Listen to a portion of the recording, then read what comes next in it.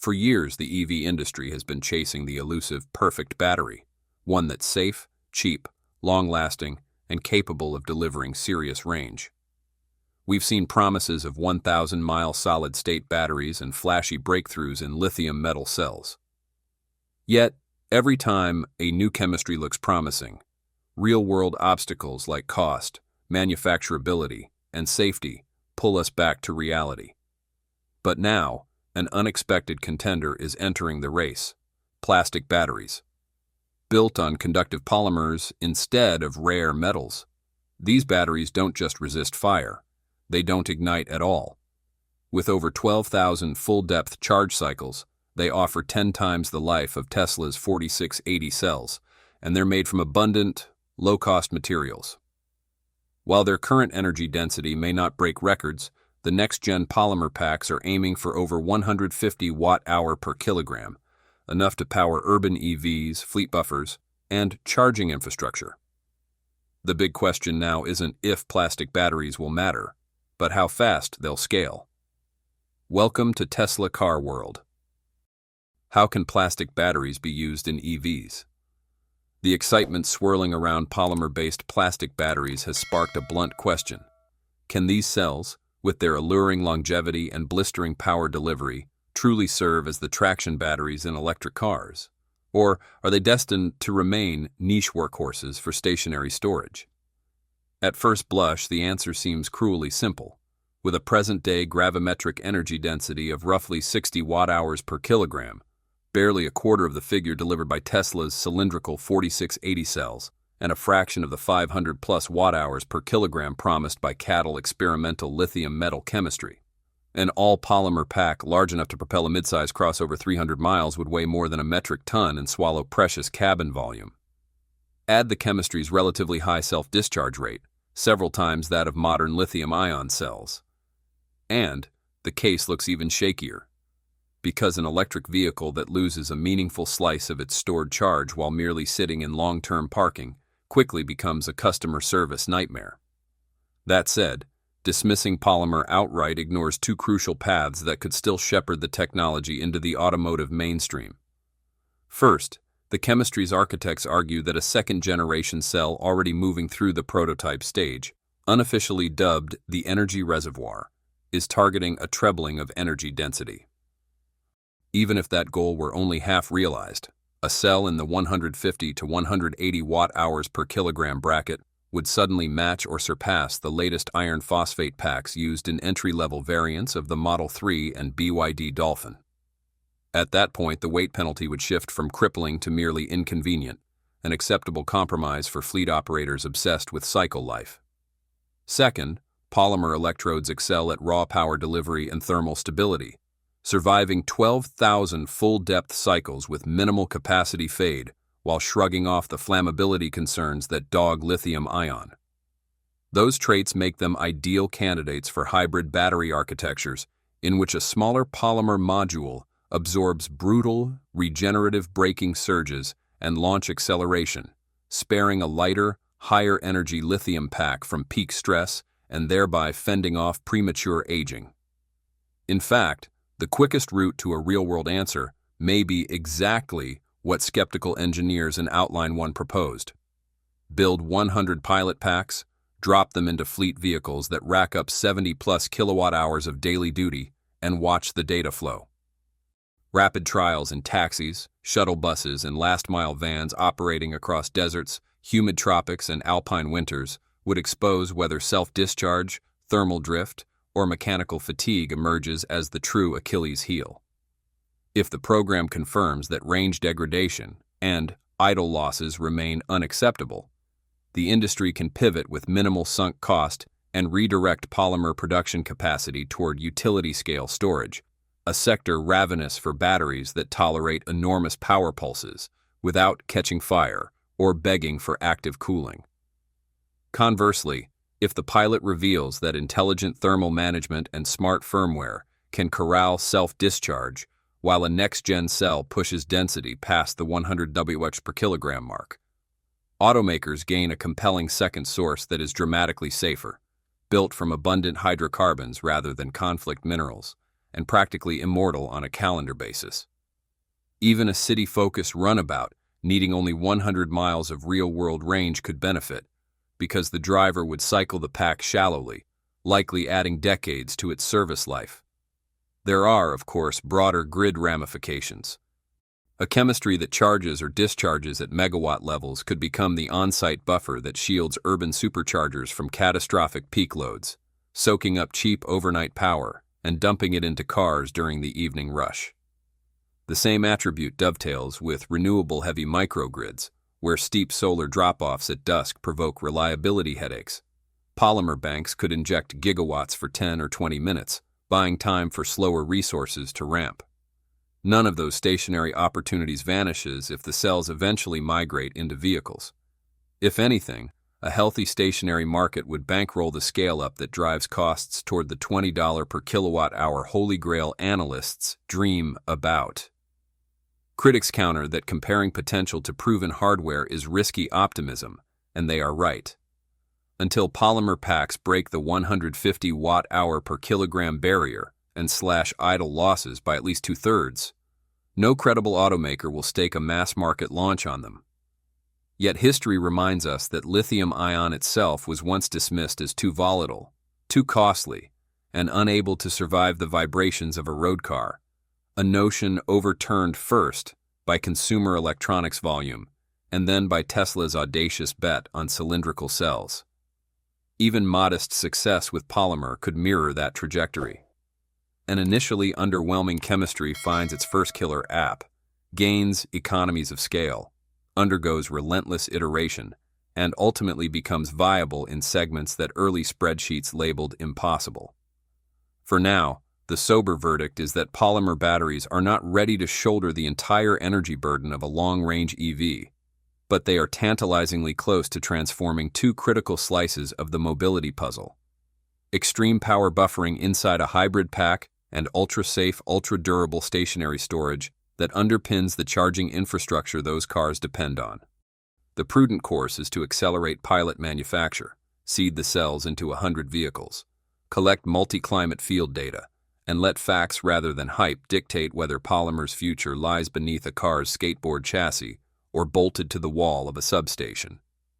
Either outcome addresses genuine market pain points. Either outcome nudges the world closer to decarbonization without inviting the thermal runaway nightmares that lithium skeptics fear.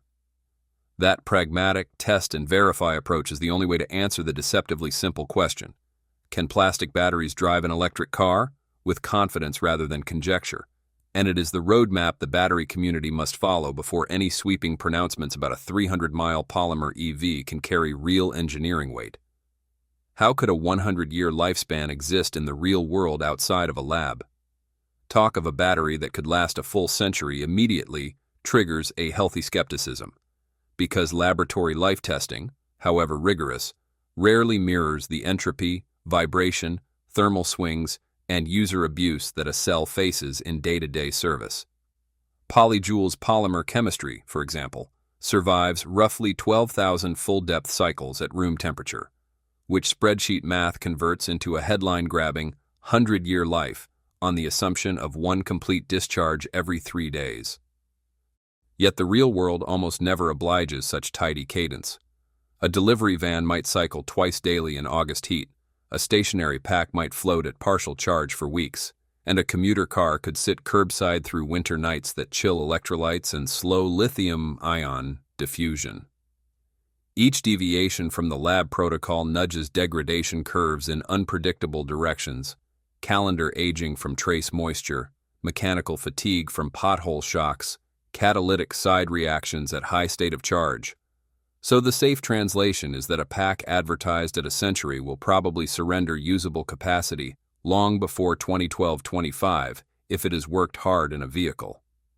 Still, even a 50-year floor would dwarf the longevity of contemporary lithium-ion systems, and that provides a clue to the proper niche for such chemistry. Low-maintenance grid storage, remote microgrids, and uncrewed industrial sites where swapping batteries every decade is logistically painful. The automotive frontier, by contrast, now fixates on a different moonshot: lithium-metal cells exceeding 500 watt-hours per kilogram. By stripping away the heavy graphite anode and replacing it with a whisper-thin sheet of pure lithium, companies like CATL claim to triple the energy density of standard iron phosphate cells, so a 70 kilowatt-hour pack that once weighed 500 kilograms might fall below 200, instantly boosting efficiency, razor-blading curb weight, and opening design headroom for smaller motors or larger passenger cabins.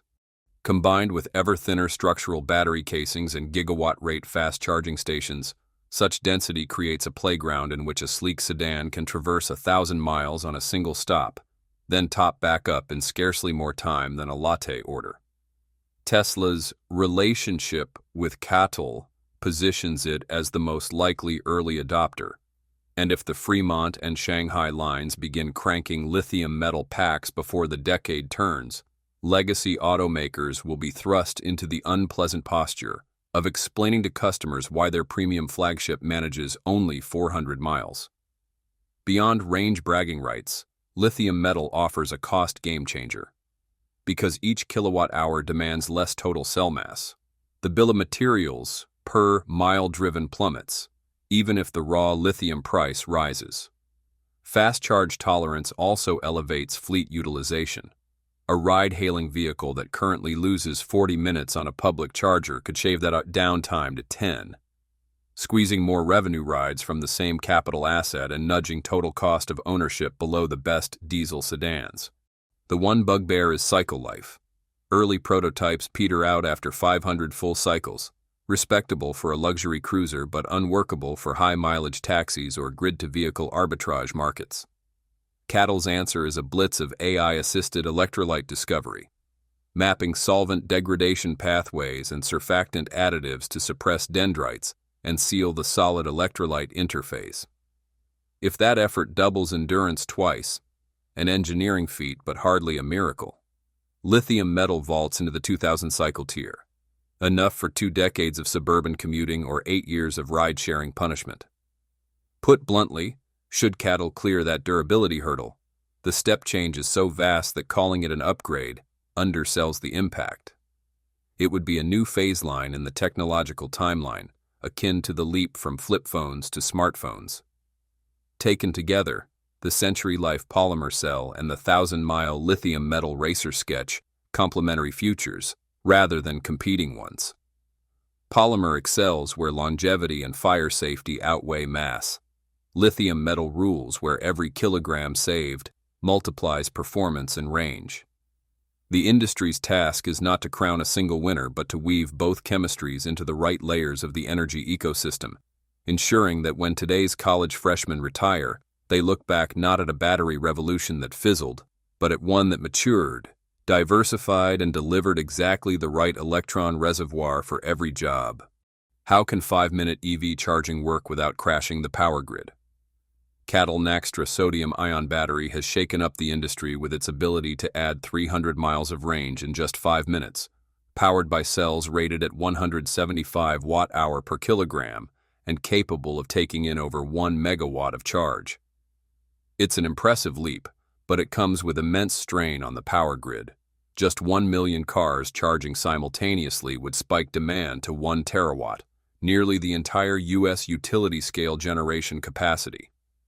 Now imagine a different solution, less about racing electrons into the battery and more about durability, stability, and system design. Enter plastic batteries. With a current energy density of approximately 60 watt-hour per kilogram and next-gen targets around 150 to 180 watt-hour per kilogram, these polymer-based cells may not yet match sodium-ion in speed, but they shine elsewhere. Plastic batteries can survive 12,000 deep cycles, shrug off thermal runaway entirely, and require little to no active cooling.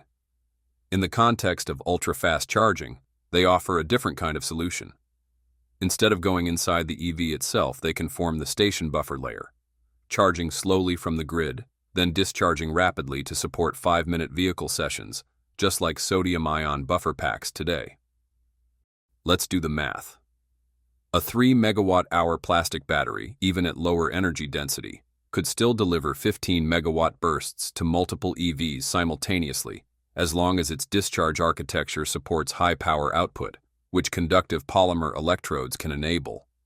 Unlike lithium-ion or sodium-ion, these batteries pose 0% fire risk and can operate in unattended high-heat environments like highway charging depots or grid substations. And what about in the cars themselves? Today, plastic batteries can't support a full 300-mile range without significant mass. But for urban EVs, delivery fleets, or rideshare cars doing less than 100 miles per day, plastic batteries with 150 watt-hour per kilogram could become a compelling standalone solution. Combined with 5-minute top-up support at fleet depots, the use case flips. It's not about one battery doing everything. It's about a hybrid ecosystem where plastic batteries optimize cycle life and grid safety, while high-density chemistries like sodium-ion chase peak range. Plastic batteries could also redefine V-to-G strategies. With their decade-plus calendar life and zero volatility, they're ideal for being cycled thousands of times in bidirectional energy systems, where cars act as virtual power plants. Sure, today's plastic battery can't directly absorb 1.3 megawatt in 5 minutes like Naxtra, but in 5 years? With next-gen energy reservoir prototypes, smarter thermal management, and hybrid pack architectures, 5-minute energy delivery from a plastic battery-powered buffer system is not only plausible, it might become the safest way to make fast charging truly scalable. How will plastic batteries replace lithium in the next 5 years? With cycle life exceeding 12,000 full-depth discharges, near zero fire risk, and the complete elimination of lithium, cobalt, and nickel, these so-called plastic batteries may offer not just a safer alternative, but a more sustainable one, especially if paired with smart charging and power management systems. But the vision of fast, clean, low-maintenance energy isn't just about battery chemistry. It hinges on how these batteries are deployed. While current polymer cells hover around 60 watt-hour per kilogram, second-generation prototypes, unofficially dubbed energy reservoir cells, are targeting 150 to 180 watt-hour per kilogram. That's enough to rival entry-level lithium iron phosphate LFP packs already used in mainstream EVs. Though plastic batteries are not yet suited to power entire long-range EVs, they are ideally suited for high-power, short-duration roles. Imagine a hybrid battery system. A compact polymer module absorbs aggressive regenerative braking surges and launch acceleration, sparing the main lithium pack from stress-induced aging. In this role, polymer batteries act as shock absorbers for energy, extending the lifespan of high-energy cells. If a plastic battery lasts 10 times longer but weighs more, would you still choose it for your EV? Why or why not? Please share your opinion in the comments section below this video. Thanks for watching our video. If you want to explore more exciting information about Tesla EV or Tesla Bot, don't forget to hit the like button and share this video. Also, make sure to subscribe to Tesla Car World and turn on notifications so you never miss our latest videos. We appreciate your support and look forward to seeing you in the next video. Goodbye.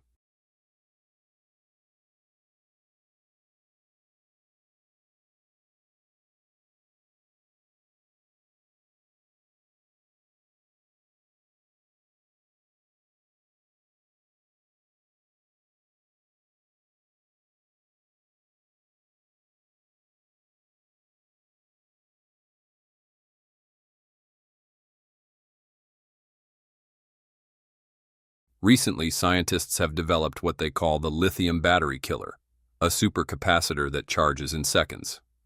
Specifically, a prototype 7.2 kilowatt-hour hybrid battery supercapacitor pack was able to charge to 80% in just 72 seconds, 98% in 120 seconds, and fully charge 100% in 2.5 minutes at a current of up to 900 amperes, 360 kilowatt.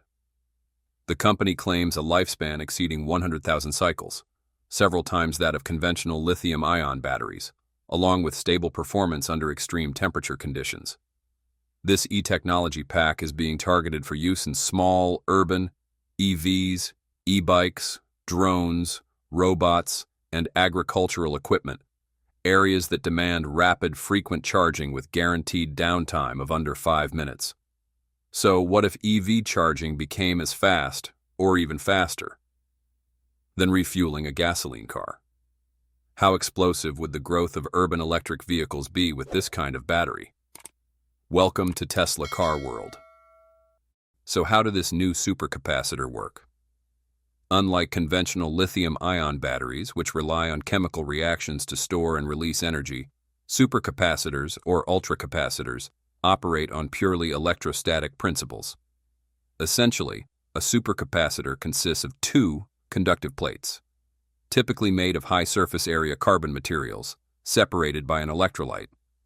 When a voltage is applied, ions in the electrolyte immediately accumulate on the surfaces of the electrodes, positive ions on the negatively charged plate, and negative ions on the positively charged plate. The energy is stored in the electric field formed between these two charged layers, allowing both charging and discharging to occur in mere seconds or less. Since no chemical transformations take place, supercapacitors exhibit exceptional cycle life, often well beyond 100,000 cycles, and can deliver extremely high power densities, able to supply large currents almost instantaneously. However, a persistent drawback has been their relatively low energy density. Traditional carbon-based double-layer supercapacitors typically achieve energy densities on the order of 5 to 10 watt-hours per kilogram, compared to 150 to 250 watt-hours per kilogram for modern lithium-ion batteries. This means that although supercapacitors can charge and discharge extremely quickly, often reaching full charge in seconds and delivering power densities exceeding 10,000 watts per kilogram, they cannot sustain a high power output over extended periods, making them impractical for most EV driving ranges or smartphone runtimes without substantial improvements in stored energy. Recent breakthroughs from the Korea Institute of Science and Technology, KIST, have dramatically narrowed this gap.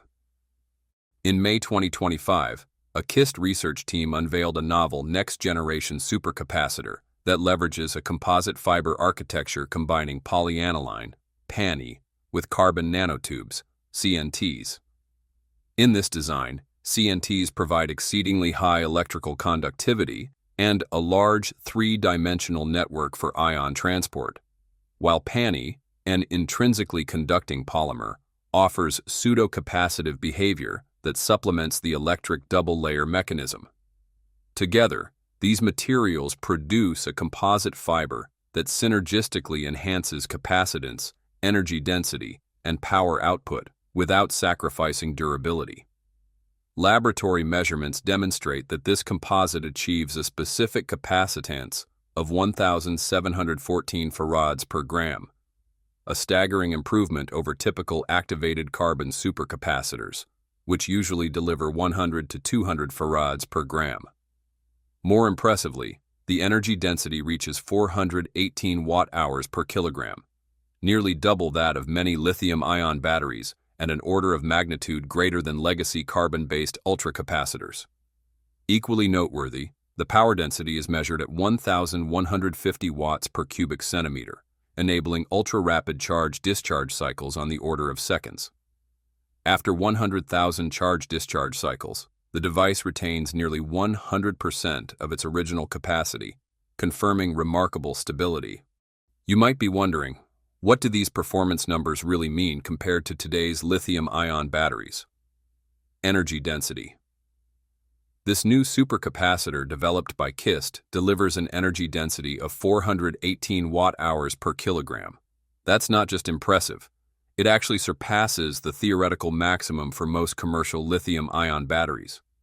For comparison, even cutting-edge lithium cells like Tesla's 4680 top out around 250 watt-hours per kilogram. In simple terms, this means the KIST supercapacitor can store about 60% more energy per kilogram than today's best lithium batteries, a major leap in energy storage efficiency. Its power density hits 1,150 watts per cubic centimeter, which translates to around 115,000 watts per kilogram, or 115 kilowatts per kilogram, considering the typical weight of the composite fiber. To put that in perspective, lithium-ion batteries usually offer only 1 to 3 kilowatts per kilogram. This massive difference suggests that, theoretically, an EV powered solely by this tech could accelerate from 0 to 60 miles per hour in under a second. Of course, real-world systems would impose limitations, but it highlights just how much instantaneous power this material can deliver. Now, let's talk about durability. This supercapacitor retains 100% of its capacity after 100,000 charge-discharge cycles. That's exceptional.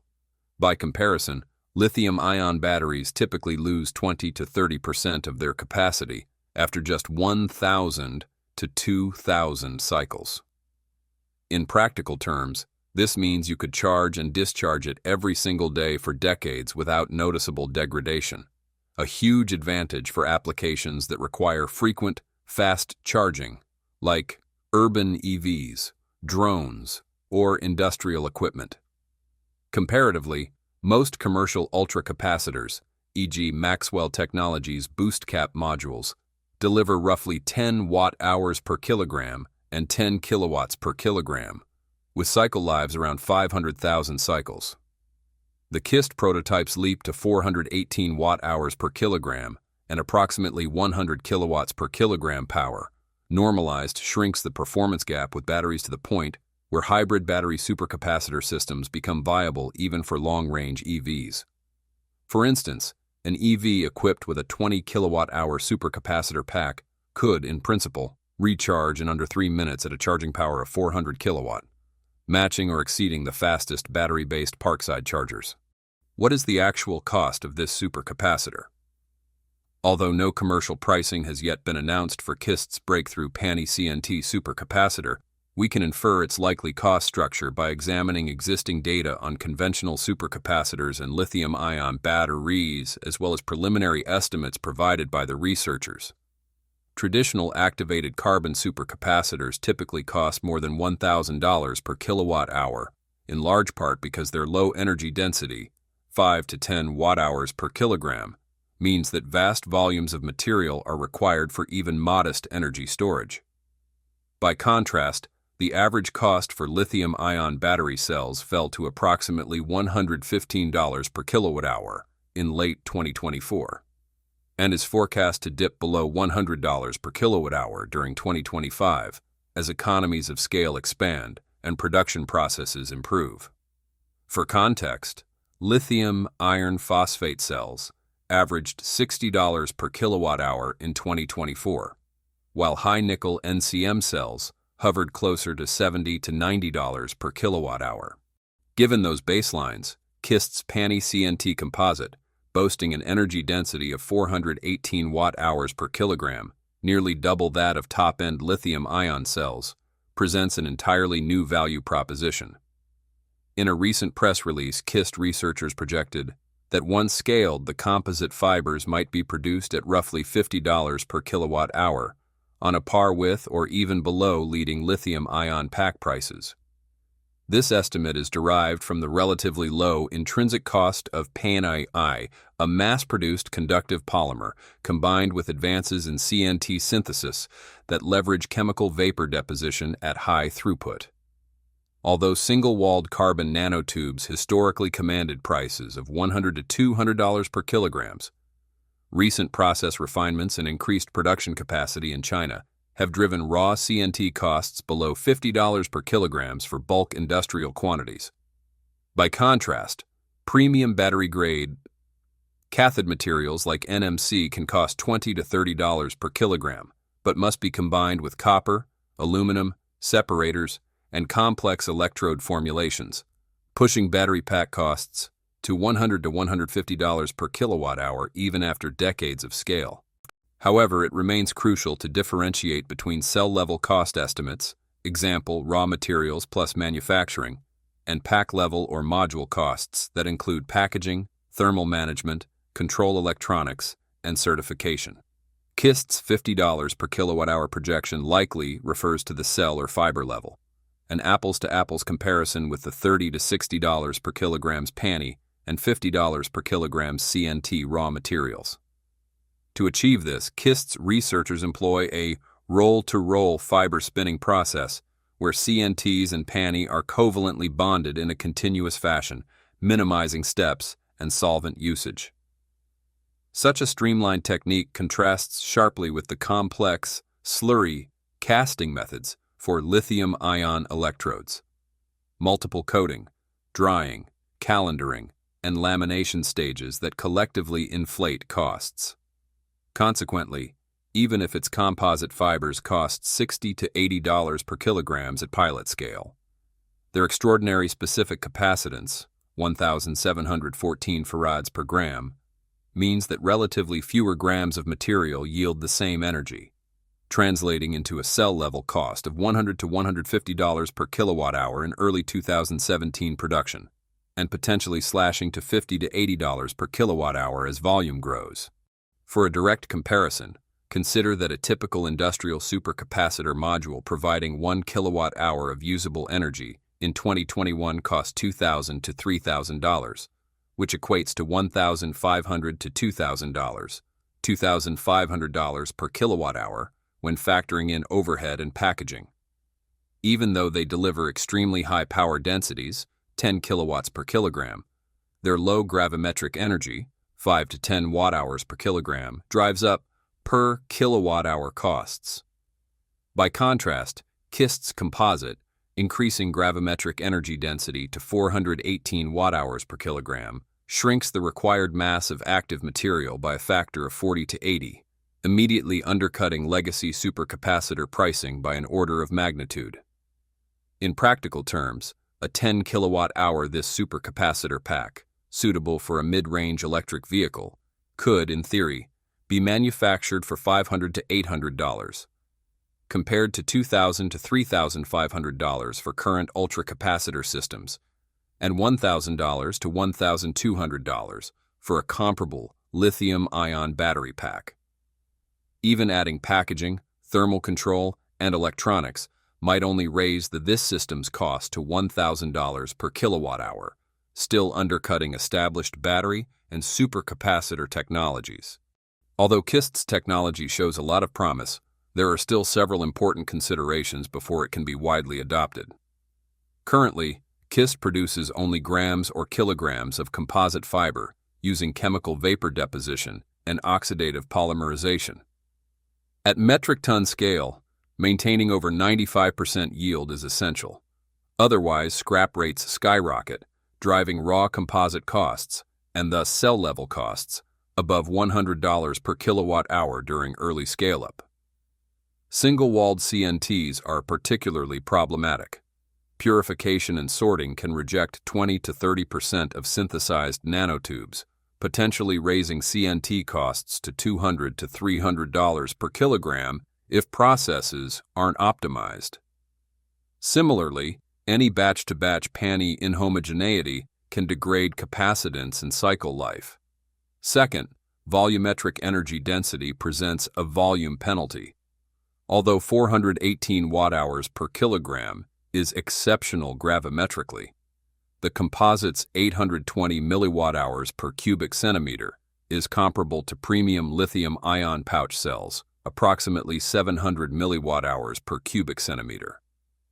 However, if the fibers measure 1.2 of 1.0 grams per cubic centimeter, pack-level energy density falls to roughly 350 to 400 watt-hours per kilogram. In practice, that requires approximately 10% more active material to match a lithium-ion pack's total energy. Increased material volume forces larger enclosures and heavier housings, raising pack costs by 5 to 10% and negating some cost advantages. Third, supporting electronics and safety systems add overhead. Supercapacitor modules necessitate precise voltage balancing, electrolyte containment, and robust sealing to operate from -4 to 140 degrees Fahrenheit. Integrating active balancing circuits, thermal sensors, and redundant safety valves can tack on $50 to $100 per kilowatt-hour at the module level. Automotive or aerospace certifications intensify these requirements. Each adds suspicion and complexity. Finally, market adoption and supply chain readiness remain uncertain. Even if KIST drives cell-level costs down to $50 per kilowatt-hour, Tier 1 OEMs like Tesla demand proven long-term reliability and predictable sourcing. Early adopters may tolerate a 10 to 20% price premium, keeping pack prices near $100 per kilowatt-hour through 2026 or 2027. Only by 2030, when Chinese and European manufacturers replicate the process at scale, might commoditization drive pack prices to $30 to $40 per kilowatt-hour. Only then could supercapacitors feasibly displace lithium-ion in mainstream electric vehicles, grid storage, and portable electronics. What are the benefits of this new type of battery? Traditional lithium-ion batteries take several minutes, even with high-power chargers, to reach 80% charge. In contrast, PANI-CNT supercapacitors use electrostatic storage, enabling them to charge in seconds. In KISS lab tests, these composite fibers reached 90% of their full capacity in under 45 seconds at 2 amperes per cubic centimeters. For comparison, typical carbon-based ultracapacitors take at least 3 minutes.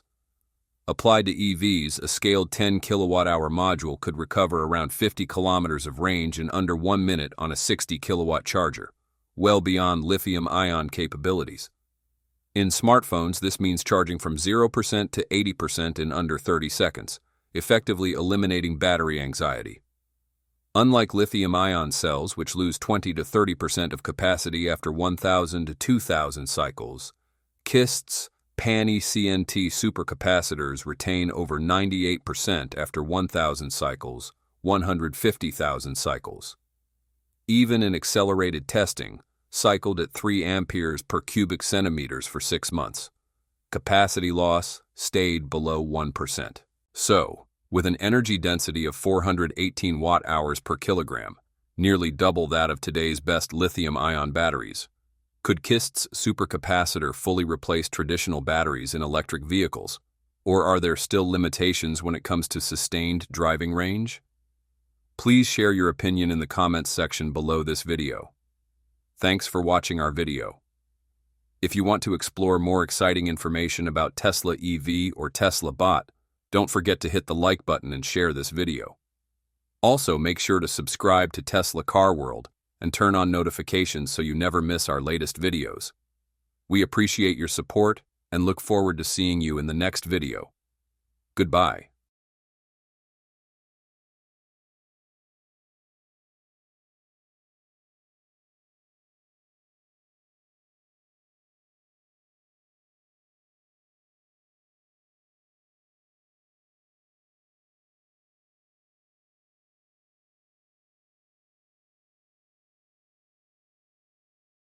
What if Tesla's newest battery isn't the breakthrough they claim it is?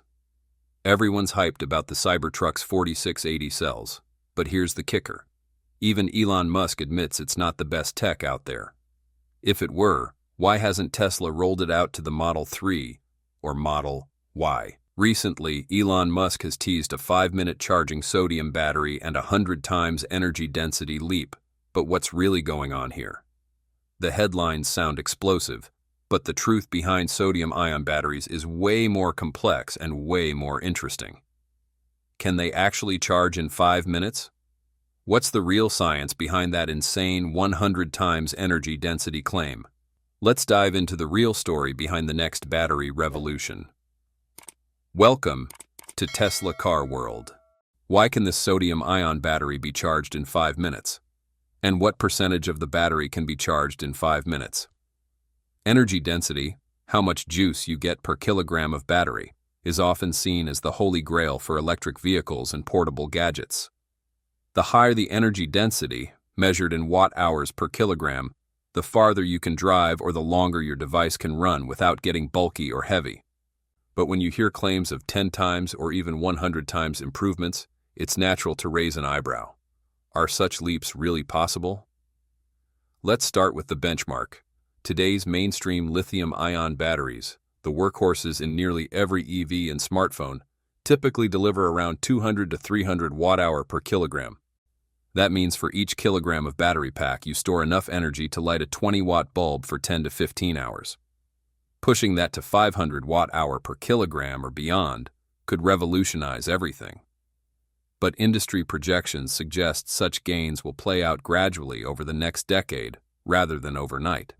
Now, sodium-ion batteries, long touted for their low cost and abundant raw materials, have historically lagged behind. Early generations hovered around 130 to 160 watt-hour per kilogram, making them more suitable for stationary storage than for long-range EVs. Yet, in April 2025, CATL, the world's largest battery maker, unveiled its Naxtra sodium-ion cells hitting 175 watt-hour per kilogram, narrowing the gap with lithium iron phosphate batteries used in some electric cars today. These cells also boast over 10,000 charge cycles and can operate down to minus 40 degrees Celsius, showing that sodium chemistry is catching up faster than many expected. Even more exciting are the whispers about second-generation designs that could exceed 200 watt-hours per kilogram by the end of 2025. CATL itself hinted that its next-wave sodium-ion packs will break through this 200 watt-hours per kilogram by the end of 2025 barrier, bringing performance closer to LFP and even some nickel-rich lithium chemistries. If realized, that milestone would transform sodium-ion from a niche backup technology into a true contender for everyday EV use. But what about the sky-high claims? 10 times or 100 times energy density. To put it in perspective, a 100 times jump would push sodium-ion into the realm of 15,000 to 20,000 watt-hour per kilogram, rivaling the energy packed in gasoline itself, around 12,000 watt-hour per kilogram. From a chemical standpoint, no current solid-state or liquid electrolyte battery comes close to that. The fundamental limits of electrochemistry simply can't store gasoline-level energy in a safe, rechargeable cell. Even a 10 times increase, boosting a 175 watt-hour per kilogram cell to 1,750 watt-hour per kilogram, remains far beyond today's lab results. That said, focusing purely on peak energy density misses the bigger picture. Real-world performance also depends on factors like cycle life, how many times you can charge and discharge before capacity fades, charging speed, temperature resilience, cost, and safety. A battery that sits at 175 watt-hour per kilogram but lasts 10,000 cycles, charges to 80% in minutes, and tolerates sub-zero winters without fancy thermal management can be far more valuable than a hypothetical 300 watt-hour per kilogram cell that degrades quickly or overheats. In this sense, the recent sodium-ion advancements are already game-changing, even if they don't blow past lithium-ion in a single bound. Where do sodium-ion batteries rank in top EV batteries? When talking about the future of energy storage, it's not just sodium-ion batteries in the ring. Several contenders promise their own game-changing perks. Let's look at 4 of the most talked-about rivals: aluminium, graphene, iron air, BYD's blade battery, and lithium iron phosphate, and see how they stack up. Among the more futuristic contenders is the aluminium graphene ion battery, which combines the lightness of aluminum with the remarkable strength and conductivity of graphene. What makes this battery so promising is its speed. Early lab tests show it can charge in under 10 minutes, all while staying cool. That's thanks to graphene's ability to handle intense currents without heating up, a common problem in traditional batteries. With an energy density ranging from 200 to 300 watt-hour per kilogram, it matches current lithium-ion benchmarks, but the overall battery pack ends up lighter due to aluminum's low weight. Durability is also a highlight, with potential lifespans of over 5,000 cycles. So why aren't we seeing these batteries everywhere yet? The main challenge is scale. Prototype cells exist, but mass production faces hurdles, especially controlling chemical byproducts from the aluminum anode. Still, if those issues are solved, this battery could be ideal for electric vehicles that demand speed and agility. While aluminium graphene is about speed, Iron-air batteries focus on endurance, offering a completely different advantage. Developed by Form Energy, these batteries are designed for long-duration, stationary storage. Think of them as a backup power source that can keep your home or an entire neighborhood running for over 100 hours. The energy density here is modest, just 50 to 100 watt-hour per kilogram, which makes them unsuitable for EVs. But for stationary uses, that's not a problem. The big win is cost. By using cheap, abundant materials like iron and air, projected costs drop to as low as $20 to $50 per kilowatt-hour, which is dramatically lower than most lithium-ion options. They're also expected to last over 10,000 cycles, since they're not subjected to the physical stresses of driving. Form Energy is already piloting these systems and expects commercial deployment to begin in 2026. For grid storage and renewable energy integration, iron-air may soon become a go-to solution. Shifting from labs to real-world impact, BYD's Blade battery is already making a name for itself.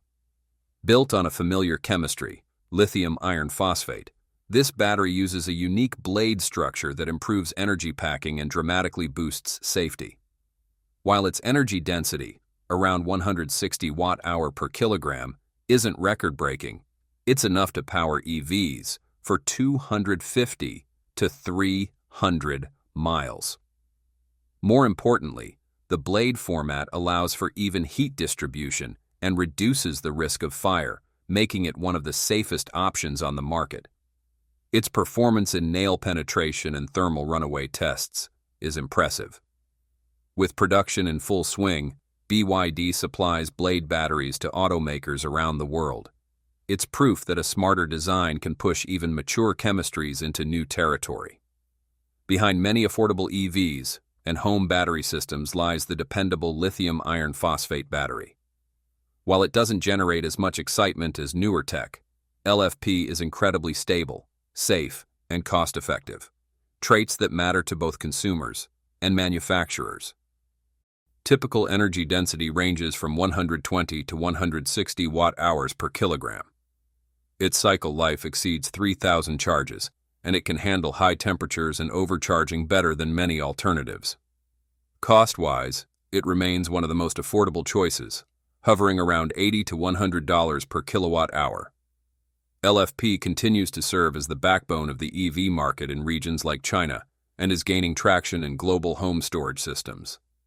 It may not be flashy, but its dependability is hard to beat. So, which battery is best? The honest answer, it depends on what you need. Need fast charging and low weight? Aluminium graphene could be your future once it matures. Looking for multi-day energy backup at the lowest cost? Iron-air might win hands down. Want safe, efficient EV power today?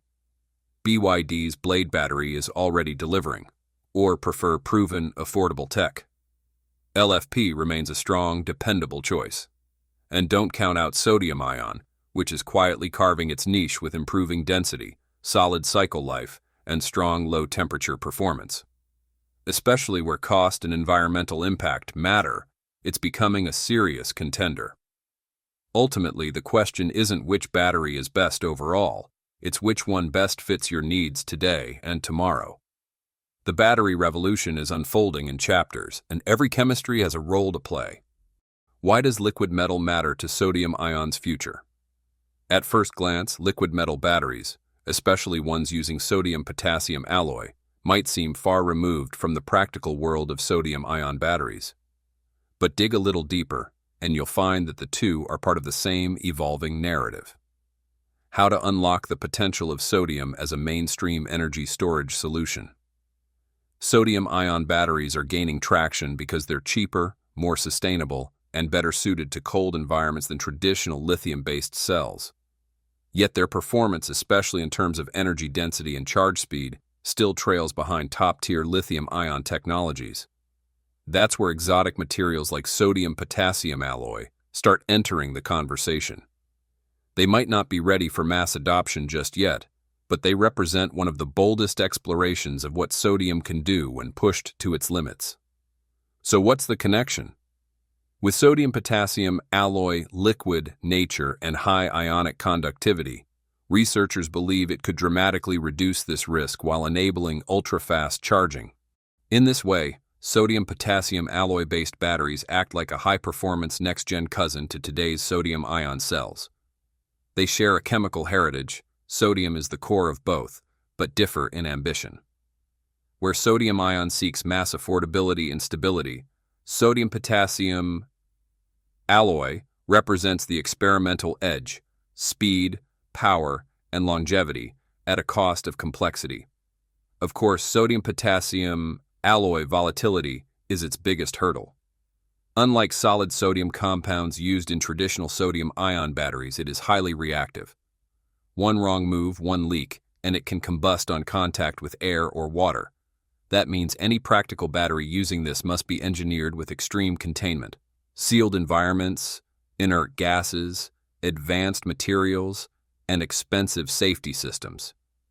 This isn't just a technical inconvenience, it's a major cost and scalability issue, especially for EV applications.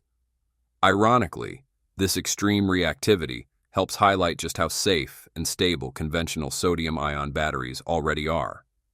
In fact, much of sodium-ion's appeal lies in its low fire risk compared to lithium-ion cells, which can enter thermal runaway under stress. Sodium compounds are generally more stable and less flammable, making them an attractive choice for consumer electronics, grid storage, and budget EVs. But these experiments push the boundaries.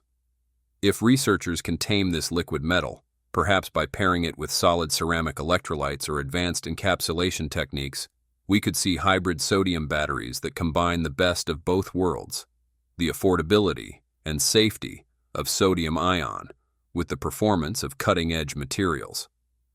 So what does this mean for the average driver or homeowner thinking about energy storage?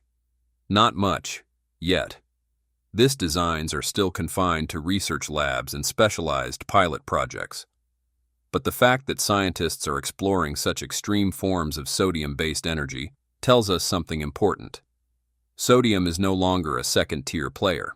It's becoming the foundation for both mainstream solutions and futuristic breakthroughs. From practical, low-cost sodium-ion batteries powering city buses in China to ultra-high-performance sodium-potassium alloy concepts in experimental labs, the element is proving it can operate across a wide range of needs and formats. In the near term, sodium-ion batteries will lead the charge, literally, especially where cost, safety, and low-temperature resilience matter most. But the ongoing exploration shows that sodium's story isn't standing still. It's evolving fast, and it might one day power both the city bus and the hypercar. What timelines and risk really look like? In the race to electrify everything from cars to homes to power grids, battery innovation is accelerating at a breakneck pace. But here's the hard truth. Just because a battery dazzles in the lab doesn't mean it'll be powering your driveway next year.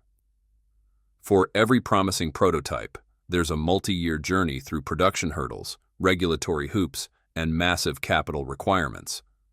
That's why investors, engineers, and energy companies alike are asking, which battery tech is closest to real-world impact, and which still needs time and serious money to grow up? Sodium-ion batteries aren't just the buzzword of the year. They're already beginning to ship. CATL, the world's largest battery maker, announced its Naxtra sodium-ion cell in April 2025. With 175 watt-hour per kilogram energy density, exceptional cold start ability down to -40 degrees Celsius, and cycle lives over 10,000 cycles. This chemistry is aimed squarely at replacing lithium in high-volume applications. Looking to the midterm, 2027 to 2030, iron-air batteries offer a stable, utility-driven growth path. Supported by major grid storage contracts, this technology carries medium risk, but promises steady adoption as more renewable infrastructure comes online. In contrast, solid-state batteries remain a high-risk bet. Though they hold enormous promise in terms of performance and energy density, recurring technical and manufacturing delays continue to cloud their near-future viability. For those thinking long-term, post-2030 and beyond, the focus shifts to speculative technologies like aluminium graphene composites, hybrid solid-state designs, and other experimental formats. These ideas could dramatically reshape the battery landscape, but they are still in early development stages. As such, they're best suited for venture-style investors willing to accept high risk in exchange for the possibility of transformative returns. If you had to bet on just one battery tech for the next 5 years, LFP, sodium-ion solid-state, or iron-air, which would you choose, and why? Please share your opinion in the comments section below this video. Thanks for watching our video. If you want to explore more exciting information about Tesla EV or Tesla bot, don't forget to hit the like button and share this video. Also, make sure to subscribe to Tesla Car World and turn on notifications so you never miss our latest videos. We appreciate your support and look forward to seeing you in the next video. Goodbye.